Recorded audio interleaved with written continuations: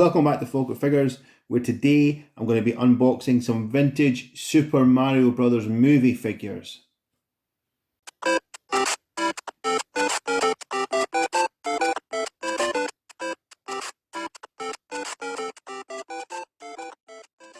You may remember seeing these figures in my video when I visited Castle Comics. They were all on the wall in the shop when I was out there a couple of weeks ago. And as I said in the video, I tried to buy a couple. I asked if I could buy Luigi and also Mario, but the proprietor of Castle Comics told me that he wouldn't sell them individually. He said, no, I need to sell them as a set. And the reason he gave me for that is because he said that this one over here, Koopa, who is Dennis Hopper's character, he said that's the rare one. He says that's the one that everybody wants. So if I sold them individually, he would go first, and then I'd struggle to get the rest of them. And I kind of thought, really? I wanted Mario and Luigi. I didn't want the others, and I certainly didn't want Koopa because he's not a very. I remember when the movie came out, people thinking like, how is this Koopa? Dennis Hopper with some spiky hair. So I was surprised to hear that. So I walked away at that point, didn't make a deal on them. I went home, did some research online, and I found out that the price he quoted me for the entire set was actually pretty reasonable. I couldn't find the full set. There was a few people selling the full set online, but all of them were looking for more than what they were for sale in Castle Comics. So I sort of decided I wanted Luigi and Mario, and I just wanted to unbox them. They're not hugely expensive figures. You can get them online for sort of like £15 each or something. So I wanted Luigi and Mario to unbox, and I figured, okay, I'll buy the set and I'll sell the 4 that I don't unbox, and hopefully I'll get close to making that money back. And if I don't, I was going to buy Luigi and Mario anyway, so whatever I get back will just be a bonus. But yeah, so these the 4 bad guys, I suppose. Spike, Koopa, the Goomba, which is like one of the goons that you can get as many of them as you want, just build your army of Goombas, and then Iggy. These just looking at, man, what a rubbish movie that was, wasn't it? It had so much promise as a movie, like Super Mario Brothers live action movie. That could be awesome, but oh my god, that fell flat. These guys, Spike and Iggy, if you've seen the movie, they're so annoying in that movie.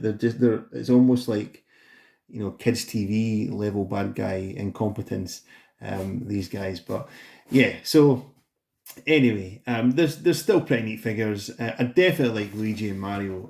Just the colour, the take on these classic characters, I think is awesome. Obviously this is Bob Hoskins, and that in itself I just think is hilarious that Bob Hoskins is Mario, and I forget this guy's name, Paul something, Luciano. But he's been other stuff as well. But it's quite an interesting take on the Super Mario Brothers characters. But yeah, I don't really collect these. I don't collect them. I didn't have any of them. This is the full set. This is all there was. These 6 guys here. So I didn't really have any. They're not something that I've been chasing. I've been looking for. But when I was in the shop and I saw them, there was a bit of a nostalgia hit. This movie was out when I was in primary school, and I remember the buzz about it. I remember people wanting to see it. I remember people wanting these figures. I don't think I ever had them because I was never a big gamer. I was never big into games. So Super Mario Brothers, I knew what it was. I'd played it here and there. So I went to see the movie, and I would have had the figures. I think I might actually have had 1 or 2 of them. Certainly not them all. But just the nostalgia of primary school, of people having these, of the Super Mario Brothers came, I thought, yeah, I'm going to buy these. And even so much so that when he said, nah, I can only sell them as a set, I went home and sort of did some research to find out whether or not that would have been a viable option, which obviously it turned out to be. So yeah, only opening up Luigi and Mario. I'm going to keep the rest on card to resell. So let's get started.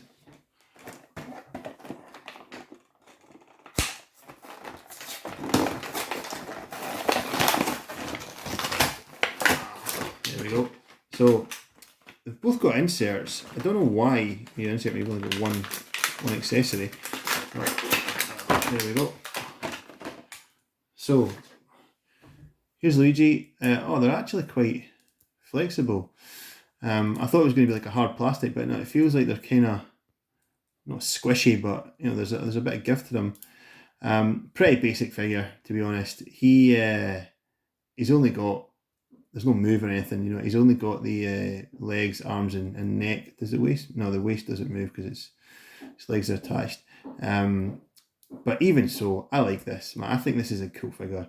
Comes with this accessory, which is like some crazy wrench gun or something. I don't know what he's meant to do with that. I don't remember that having that. Does that shoot actually? I don't remember him having that in the movie. It looks like there's a little button here. I wonder if that's. Yeah, it does. That pops out. So you have to. It's like a ranged gun. Man, that's bizarre. So yeah, that wrench shoots out if you press this little button here. It shoots out, and I suppose you take somebody out of a wrench. You know, if you can dodge a wrench, you can dodge a ball. But that's bizarre. His belt, it looks like it comes off, does it? Yeah, belt pops off. I'm not going to take it off in case I can't get it back on. He's got his little tool belt there around his waist, and he's wearing these crazy boots. From memory in the movie, I think these are like anti-gravity boots or something. You can walk up walls with them, something crazy like that. But yeah, that for me detracts, because it would have just been better if these are normal feet, but they've got these crazy zero gravity boots on. But all in all, I'm happy with it. I think that's a cool figure. I like it. I like that he's got his hat back to front. I think it's a fair representation of, yeah, like as a modern day representation of Mario and Luigi. You could have done worse. You know, you could have done a lot worse than that. You know, Mario being the sort of older brother, and Luigi being the cool younger brother. That's I like that. I think that's a fair sort of modernisation of them. Well, for 1993 anyway, fair modernisation of Mario and Luigi as characters. So yeah, let's put Luigi down here for a second with his little wrench gun. Move this card out of the way and open up the main man, Mario. It looks like he's got a gun that shoots a plunger. Man, that's crazy. I don't think those were weapons they had in the movie. I'll need to go back and watch the movie, but I don't think they had these weapons in the movie. I think these are just novel weapons for this figure line. Let's get them opened up.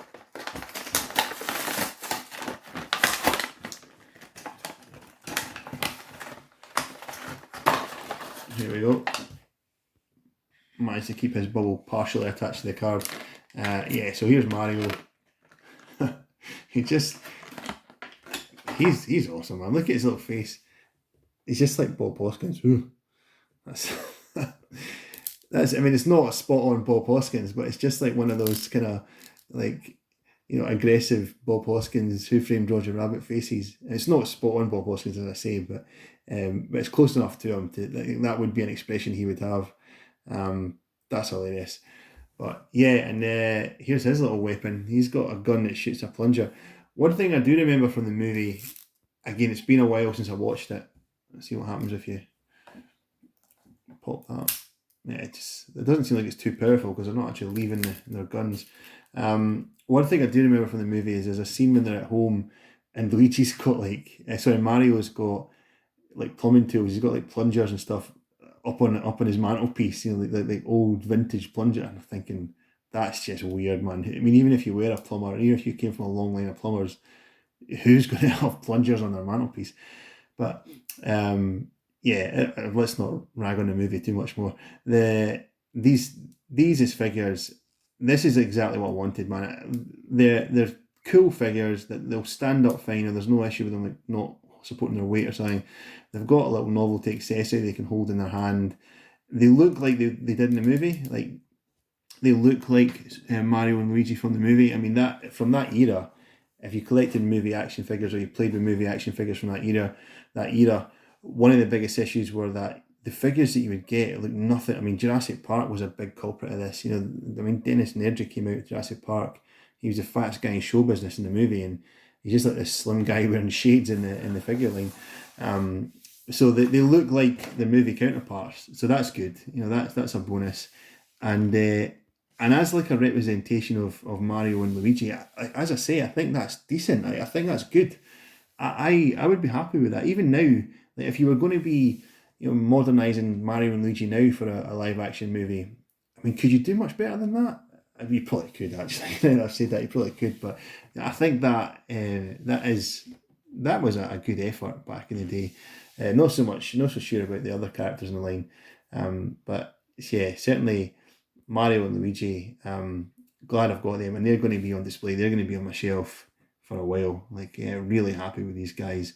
But even looking at them, like, sometimes what happens when I unbox figures, I'll maybe get one or two figures from a line and unbox them, and if you watch the channel, you'll see videos coming up of where that has actually happened. Like I've had a couple of figures from a line, and as a result, once I've taken them off the card, once I've had them in my hand and stuff, I've had to go and buy more.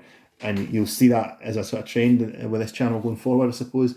But now that I've got Mario and Luigi, when I saw them in store, those were the only two I wanted. I just wanted to buy them, and that was it. I didn't have any inclination to buy the rest of the line, even after the guy that owned the place told me that Koopa was the valuable one, which I don't know how true that is, because I've looked online and there's a lot of them for sale and not for very much, so I don't know how true that is. Yeah, I didn't have any inclination to get any of them, and now that I've got Mario and Luigi opened, I don't feel like I need a bad guy. I feel like, because it's not something that I'm massively into. It's not something that I'm mad keen on. So I don't feel like I need to have Mario and Luigi's counterparts. They're just going to be a kind of like a representation of my childhood sitting there themselves on the shelf, and that I'm happy with that. I really am happy with that. So yeah, and that the other four I'm definitely going to move them on for whatever I get for them. I'm not too bothered. Just get some money back for them, and Mario and Luigi, I'm almost like satisfied that that's my interest in this line complete, because they're both really good figures and I'm really happy with both. So yeah, I mean, it was an interesting experience. It's not a line, as I said at the start, not a line that I'd given too much time to, not a line that I was really really chasing or anything, but when I saw them there, immediately made the connection back to my childhood, and thought, yeah, I'll pick them up, man. If they're reasonably priced, which turns out they actually were, I'll pick them up. So I mean, that's the kind of thing that I enjoy about going out and looking for figures, because if you're looking online, if you're searching like on Etsy or eBay or anything like that, you only find what you're looking for. If you're looking for WWF Hasbros, you type in WWF Hasbros, it's very rare that you'll find something that you weren't maybe previously aware of, or something that you'd have to see before you think, oh yeah, I would be interested in that. But when you go out to these vintage stores and these comic book stores, and there are a couple of other places I need to go to, it's kind of tough given the current situation, going out with face masks on, and there's restricted opening hours and stuff like that. But when we kind of come out the other side of this, there are a few places like Castle Comics, that are like vintage toy stores and comic book stores and second-hand stores and that kind of stuff, that are places that are on my radar, to pick up vintage toys. So I think going to those places, this is why it's good, because you don't have any inclination to buy a figure line or to look for a figure line, but when they're there and when you see them, it's kind of like, it's almost like it was back in the day, going to Woolworths or going to Toys R Us or something like that, and realizing that something was there that you wanted that you didn't previously know about. So yeah, so that's something that I enjoy doing, and that's why I enjoy doing it. These guys are a prime example of that. So yeah, this will be, I mean, as I say, there's previous lines that I've unboxed, and I've now kind of went and got other figures from that line just because I felt like I needed to extend my collection a little bit. This will be the one and only Mario Brothers movie figure line. I'm sure of that, because I'm more than happy with what I've got just now. But there will be some more videos coming up. There will be a couple of different figure lines. There will be more WWF Hasbros, and there are more UK Graders videos coming up. So stay tuned, subscribe to the channel for those. Please like, comment, share the video. Stay safe, and we'll speak soon.